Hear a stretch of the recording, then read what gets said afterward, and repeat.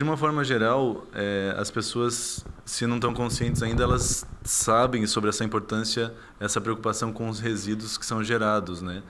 O que vai destinado para a natureza, o que vai destinado para outras finalidades. A questão é, antes de toda essa preocupação com os resíduos, há uma preocupação com o consumo consciente, com as embalagens que são produzidas e tudo mais. A Fundema ela atua desde essa questão do consumo consciente até, por fim, tratar exatamente da destinação desses resíduos.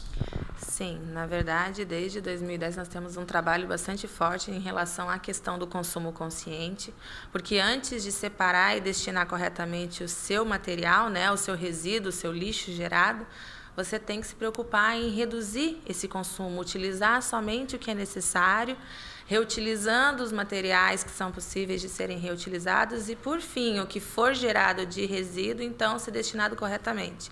É a famosa prática dos 3 R's, o consumo consciente, né, que é reduzir, reutilizar e reciclar.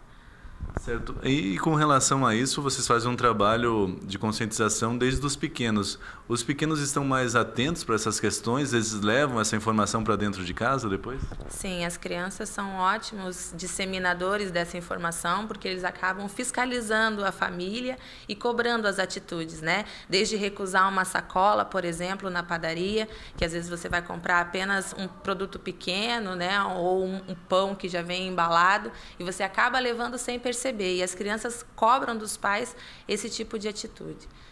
A sacolinha, de uma forma geral, parece que ela virou vilã nos últimos tempos. Mas a questão é o destino que você tem. Se você usa a sacola para um fim positivo, ela não tem problema nenhum, ela não vai fazer mal para ninguém. Na verdade, a questão da sacola plástica, né, como você mesmo falou, se tornou a vilã. O que nós orientamos é que se faça o consumo consciente delas. Se é possível recusar, que você já deixe ela, porque muitas vezes elas são frágeis, acabam virando resíduos assim que chegam em casa, né? Mas muitas pessoas ainda conseguem reutilizá-las, como, por exemplo, para condicionar o lixo, né, e ter outros fins, e quando elas se rompem, que ficam inutilizáveis, então que seja destinado para a coleta seletiva, né? Essa questão da coleta seletiva, né, há uma preocupação nesse sentido em separar o lixo, né, o que é reciclável, o que não é, né, é uma questão que vocês trabalham também bastante.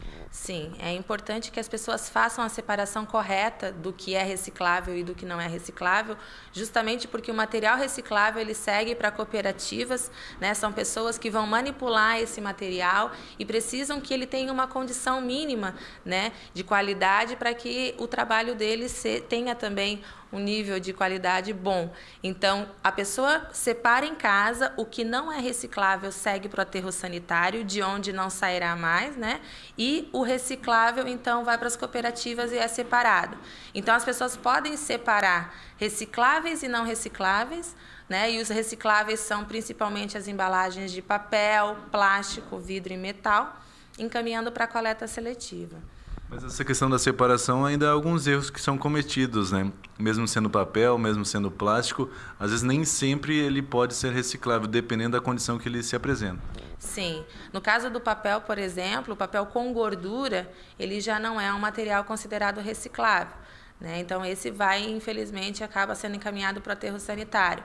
Mas, em geral, a maioria das embalagens, né, que é considerado um lixo seco, ele pode ser encaminhado sim. A questão, por exemplo, de algo que é considerado bem reciclável, que as pessoas até estão conscientes em relação a isso, por exemplo, caixa de leite longa-vida. Tem que ter um cuidado especial também com a embalagem, não adianta só colocar ela no lixo reciclável. Esse acondicionamento de forma errada vai influenciar, pode de alguma forma prejudicar na hora da reciclagem os outros materiais que estão juntos ali? Na verdade, como a coleta seletiva em Joinville acontece semanalmente, né, a gente orienta que os materiais que contêm, por exemplo, leite, derivados, que azedam com facilidade, né, e podem atrair insetos, que eles sejam rapidamente lavados antes de serem dispostos para reciclagem. Mesmo porque a pessoa vai armazenar na sua residência, né, e causa alguns transtornos. Então, não precisa fazer uma higiene constante, né, e bem elaborada dos materiais. É só algo rápido, de repente abre a embalagem, a caixinha do leite ou o potinho do iogurte, deixa no fundo da pia enquanto você enxágua a louça, depois escorre e pode descartar. Com relação a isso, a minha preocupação é essa, né? De repente a pessoa não lavou a embalagem do leite ou do iogurte e daí coloca lá esse cheiro azedo, sei lá, os insetos são atraídos com isso, eles podem contaminar o outro material e daí dessa forma nada pode ser reciclável ou mesmo assim há condição de reciclar? Não, até a condição, né? Dependendo do material que for, por exemplo, às vezes algumas folhas de papel podem ser contaminadas, mas o plástico, o vidro e metal, em geral, não vai acontecer isso. O problema é que a gente também tem que pensar que são pessoas que vão receber esse material e elas vão lidar com ele, né? Então, o mínimo de respeito também seria o ideal. Até a questão do material orgânico é algo muito importante de ser dito, porque as pessoas acabam mandando embalagens com material orgânico que é resto de comida dentro. E isso, quando chega na cooperativa, está numa condição, né, de decomposição muito complicada. Então, o ideal é que as pessoas prestem atenção, retirem o resto de resíduo, todo de orgânico, né, antes de colocar a embalagem para reciclagem.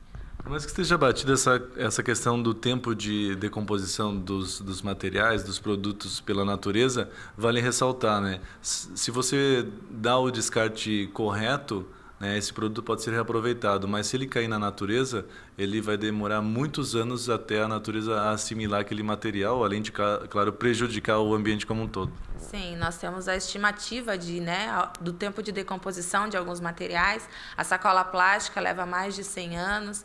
Então, às vezes, as pessoas saem de um local e descartam imediatamente após a compra, né, a sacolinha, e ela vai ficar ali na rua entupindo os bueiros e prejudicando o meio ambiente por muito tempo. O vidro é um outro exemplo clássico que nós não temos a mensuração do tempo, mas é indeterminado porque é um material muito forte e resistente e ele é 100% reciclável. Então, se a pessoa destinar corretamente, ela faz um bem para o meio ambiente, né? E com relação ao vidro, chama atenção isso, né? Ele é 100% reciclável e, ao mesmo tempo, ele vai demorar, a natureza vai assimilar aquele material.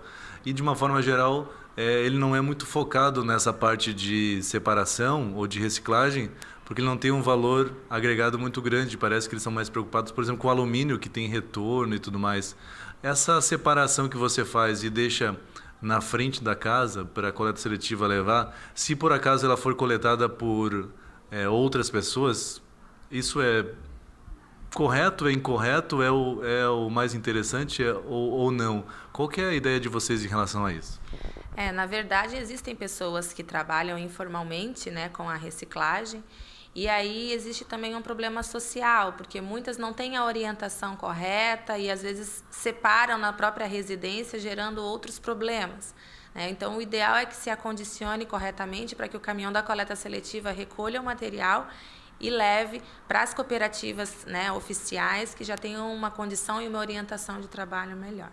E se a pessoa tem dúvida em relação ao dia que a coleta seletiva passa na residência dela, ela pode entrar em contato e descobrir exatamente o dia, de repente até o horário aproximado para evitar essas questões. Sim, em contato com o ambiental, através do telefone 3436-8090, as pessoas podem ter essa informação do dia correto, que é muito importante colocar o material reciclável só no dia em que o caminhão vai passar no bairro, né? Entre outras informações, como dúvidas, se o caminhão por acaso não passar no dia correto, né?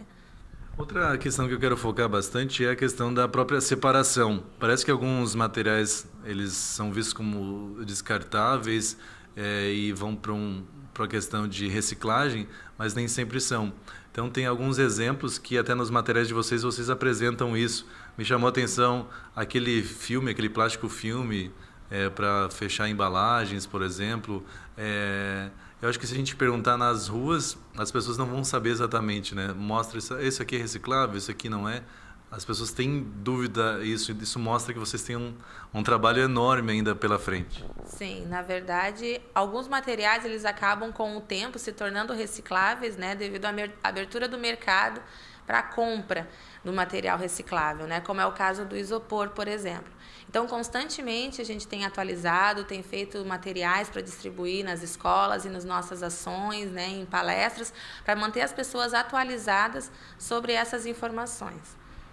De uma forma geral, então, telefone de contato, se a pessoa tem alguma dúvida em relação a isso, entre em contato com a Fundema e tira todas as suas dúvidas. Sim, o Núcleo de Educação Ambiental está à disposição, se a pessoa tiver alguma dúvida, através do telefone 3433-2230, o ramal é 263 ou então 229, e qualquer dúvida estamos à disposição. A questão da educação ambiental também é um projeto que no próximo ano também vai continuar com certeza. Sim, segue. Nós temos um trabalho bastante grande em relação à capacitação de agentes multiplicadores. Então, se alguém tiver o interesse de realizar uma ação ambiental dentro da empresa, escola, condomínio, pode nos procurar. Nós fornecemos tanto a orientação quanto o material informativo para distribuir para as pessoas.